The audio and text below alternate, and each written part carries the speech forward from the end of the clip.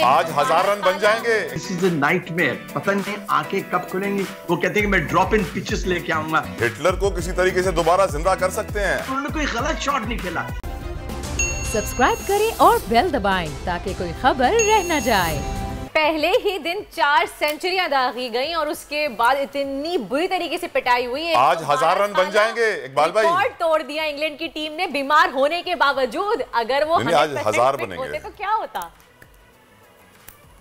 यार देखिए, बात दरअसल ये है कि मतलब इसमें कोई हैरत की बात नहीं है। जिस टाइप की आपकी बॉलिंग रही है, जिस अंदाज में आपने विकेटें बनाई हैं, तो वहां तो नाइटमेयर होना था। ये पाकिस्तान क्रिकेट के लिए एक नाइटमेयर है। This is a nightmare. पता नहीं आंखें कब खुलेंगी। मेरे ख्याल में कभी नहीं खुलेंगी। मेरे ख्याल में ये होता रहेगा। मैं बॉलर्स को नहीं कहता, बॉलर्स को मैं कोई इल्जाम नहीं देता। मैं मैनेजमेंट को कहता हूँ, पाकिस्तान क्रिकेट बोर्ड की मैनेजमेंट को। चेयरमैन सीधा सर जी, सीधा चेयरमैन का कसूर होना चाहिए sir. He is the leader और ऊपर से सफाई होनी चाहिए।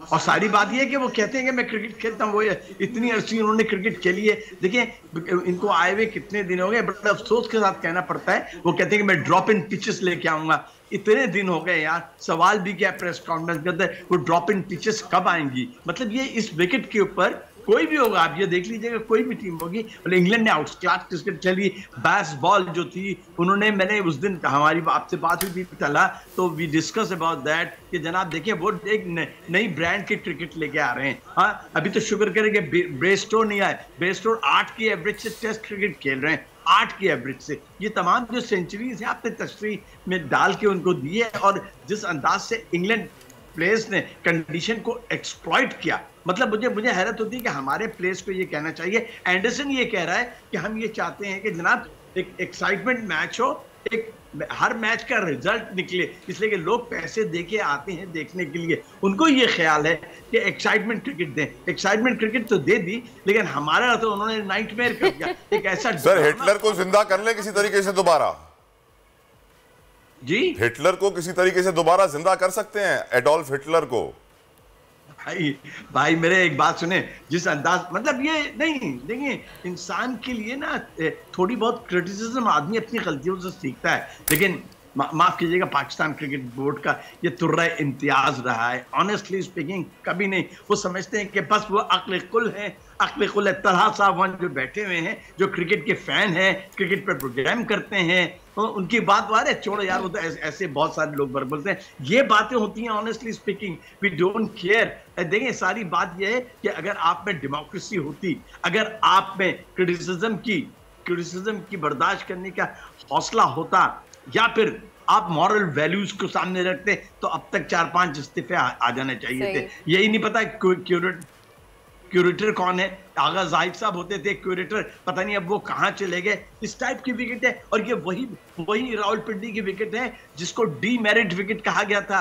आज से 1 साल पहले ऑस्ट्रेलिया का यहाँ मैच हुआ, 5 दिन के अंदर 14 विकेटें गिरी थी। उन्होंने कहा था जनाब ये जो विकेट है, it is not suitable for test cricket, it's not suitable for test cricket. लेकिन हम नहीं माने, हमने वही खिला दिया। हाँ जनाब, तो पॉजिटिव विकेट है, एटमॉस्फेयर अच्छा है, कंडीशन अच्छी है। यार विकेट पे इतनी ग्रास नहीं थी। और मैं आपको ये बताऊं, कमाल की इंग्लिश बैटिंग का कमाल बताऊं क्या था, एक भी जो 4 आउट हुए, उसके अलावा एक भी पाकिस्तानी बॉलर्स ने कोई चांस, उन्होंने कोई गलत शॉट नहीं खेला।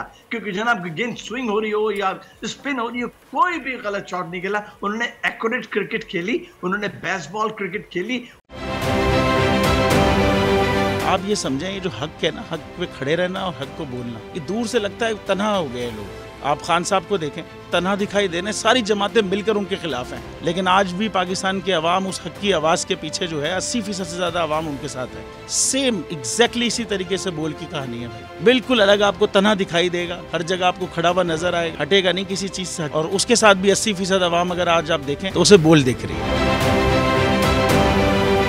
जाली केस है ना, ये हम पे उस वक्त बनाए गए थे जब हुकूमत यही थी, इन्हीं लोगों की हुकूमत थी ना। और ये जाली केस, इनको मैं नहीं कह रहा इस केस को जाली केस, इनको पाकिस्तान में क्या पूरी दुनिया में एक ऐसा शिकायत कुंदा नहीं मिला, एक ऐसा कंप्लेनेंट नहीं मिला जिसने ये कहा हो कि हमारे साथ फ्रॉड हुआ है। तो ये खुद ही बन गए कंप्लेनेंट और ये खुद ही इन्होंने खुद ही इन्वेस्टिगेशन की, उसकी खुद ही तफ्तीश भी की, यानी कि कंप्लेनेंट भी है, इन्वेस्टिगेशन ऑफिसर भी है। और इन द एंड इन्होंने फिर उसके बावजूद ये कोर्ट में जमा कराया कि जी ये केस जाली केस था और इसमें किसी किस्म जो कुछ एग्जैक्ट कर रहा था सब लीगल। ये मेरी बात नहीं है, ये इनके इन्वेस्टिगेशन ऑफिसर की बात। सबसे ज्यादा व्यूज और सबसे ज्यादा रेटिंग के साथ बोल आज भी रहा नंबर 1 पर।